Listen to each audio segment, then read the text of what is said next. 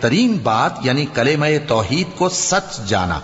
تو اس کو ہم آسان طریقے کی توفیق دیں گے، اور جس نے بخل کیا اور بے پرواہ بنا رہا اور بہترین بات کو جھوٹ سمجھا تو ہم اسے رفتہ رفتہ سختی میں پہنچا دیں گے،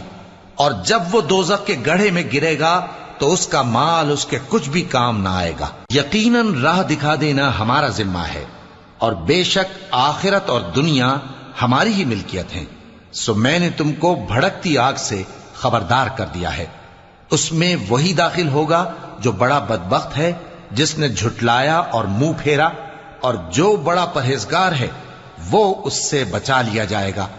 وہ جو اپنا مال دیتا ہے تاکہ پاک ہو، اور اس لیے نہیں دیتا کہ اس پر کسی کا احسان ہے جس کا بدلہ اتارا جائے،